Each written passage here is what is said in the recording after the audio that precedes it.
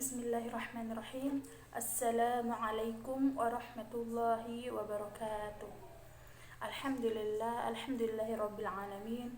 Wassalatu wassalamu ala asyrafil anbiya'i wal mursalin sayyidina Muhammadin wa ala alihi wa sahbihi ajma'in, amma ba'd.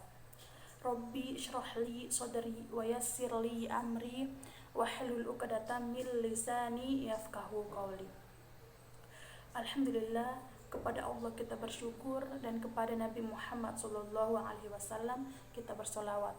Allahumma sholli ala sayyidina Muhammad wa ala ali sayyidina Muhammad. Baiklah, perkenalkan, nama saya Delvianti Ramadhani. Pada kesempatan kali ini saya akan memaparkan materi tentang studi kritis pemikiran tarekat yang berkembang pada masa kini. Nah, sebelum kita memasuki tarekat yang berkembang pada masa kini, saya akan menjelaskan sedikit latar belakang munculnya tarekat.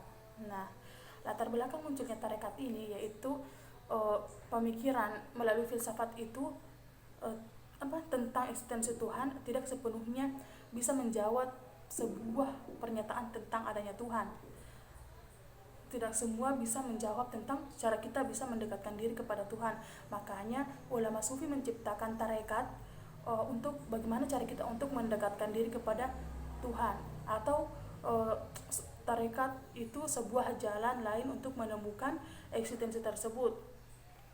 Nah, dalam ilmu tasawuf, arti tarekat dapat diartikan yaitu jalan untuk melakukan suatu ibadah sesuai dengan ajaran yang dicontohkan oleh Rasulullah SAW, yang diajarkan oleh para sahabatnya, para tabi'in dan para tabi'in secara turun-temurun, sehingga kepada para ulama sampai saat ini masih digunakan tarekat.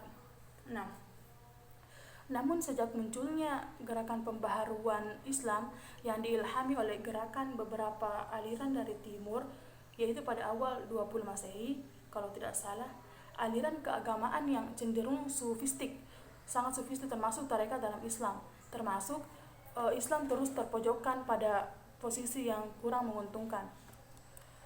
Adapun studi kritis terhadap aliran tarekat yaitu ada 3, yaitu kritik Wahabisme terhadap aliran tarekat, yang kedua yaitu kritik 3 organisasi sosial keagamaan di Indonesia, yang ketiga yaitu kritik dari tokoh-tokoh organisasi Islam di Indonesia.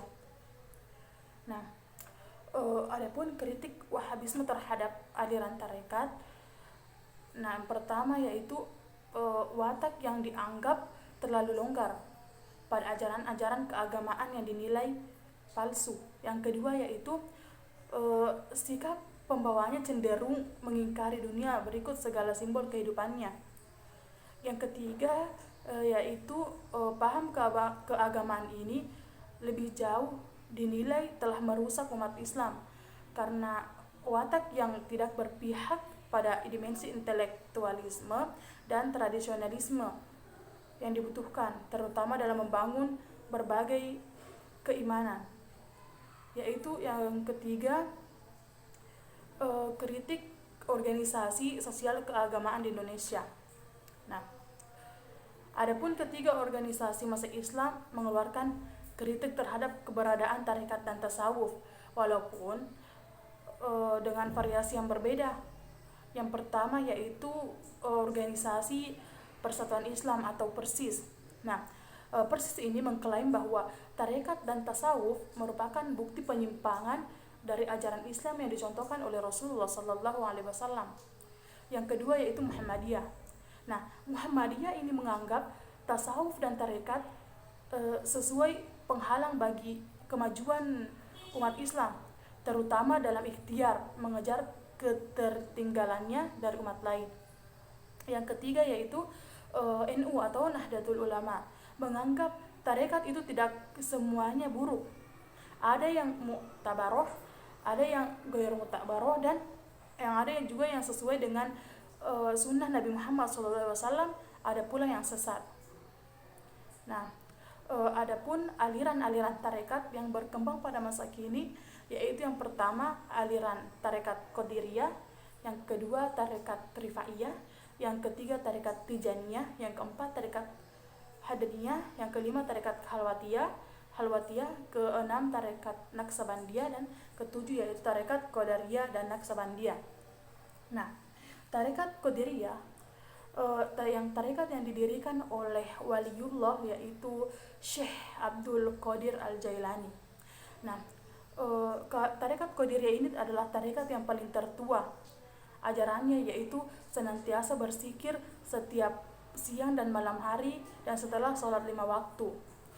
Nah, adapun pahamnya yaitu paham Mu'tazilah, yang mana pada paham ini manusia mempunyai kebebasan untuk berkehendak sesuai dengan keinginan hati mereka.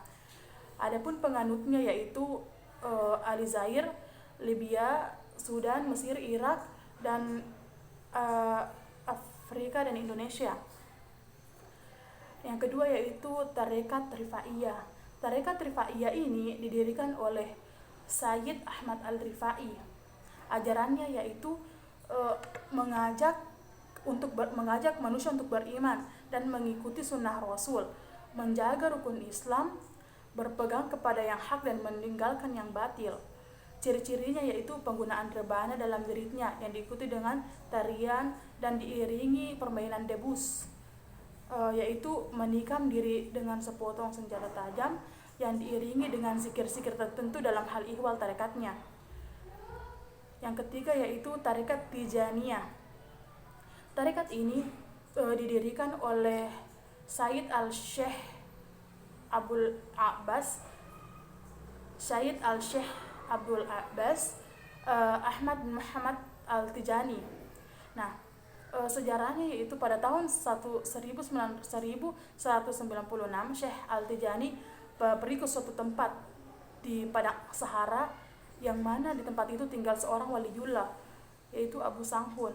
Di sana beliau mendapat suatu anugerah yang sangat besar, yaitu biasa bersua dengan Rasulullah SAW dalam keadaan jaga. Dalam keadaan tersebut Rasulullah multakin beliau untuk wirid istighfar dan sholawat sebanyak 100 kali. Kemudian mentalkidkan wirid tersebut kepada umat manusia. Setelah 4 tahun berlalu, wirid tersebut disempurnakan oleh Rasulullah SAW dengan lafaz La ilaha illallah. Adapun penganutnya yaitu Mesir, kepulauan Arab, dan lain sebagainya. Kemudian keempat yaitu tarekat Naksabandiyah. Tarekat ini didirikan oleh Muhammad bin Baun al-Uwai al-Bukhari di Turkistan. Nah, ajarannya yaitu ajaran yang paling sering digunakan ialah berzikir, terutama saat mengucapkan lafaz La ilaha illallah dengan pengaturan nafas. Nah, adapun yang kelima yaitu tarekat Halwatiyah.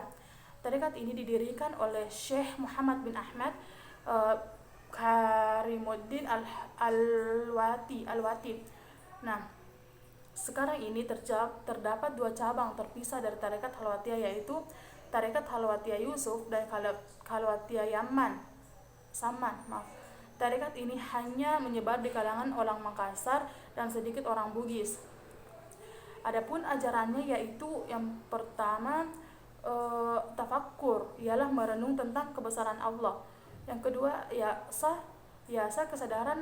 kesadaran akan dirinya sebagai makhluk hina di hadapan Allah Subhanahu wa taala yang Maha Agung. Ketiga, muhasabah, ialah menghitung-hitung atau introspeksi diri. Yang kedua, taubat, ialah mohon ampun atas segala dosa. Yang terakhir yaitu tarekat Qadariyah dan Naksabandiyah. Nah, tarekat ini merupakan tarekat gabungan dari tarekat Qadariyah dan tarekat Naksabandiyah. Tarekat ini lebih merupakan sebuah tarekat yang baru berdiri dan di dalamnya mengandung unsur-unsur pilihan dari Qadariyah dan juga Naksabandiyah yang telah dipadukan menjadi sesuatu yang baru.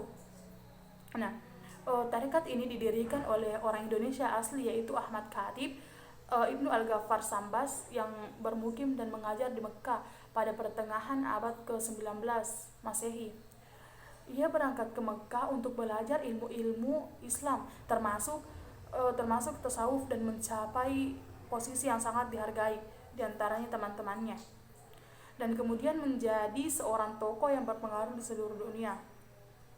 Baiklah, sebagai kesimpulan, nah, aliran-aliran tarekat yang berkembang pada masa kini ada 7 aliran tarekat, yaitu yang pertama tarekat Qadiriyah, tarekat Rifaiyah, tarekat Tijaniyah, tarekat Hadaniyah, tarekat Naqsabandiyah, tarekat Halawatiyah, dan tarekat Qadiriyah Naqsabandiyah. Masing-masing tarekat memiliki ajaran sendiri dan tersebar di berbagai daerah, baik di Indonesia maupun di luar Indonesia. Baik, mungkin hanya itu pemaparan materi dari saya pribadi. Lebih dan kurangnya mohon dimaafkan. Wabillahi taufik wal hidayah. Assalamualaikum warahmatullahi wabarakatuh.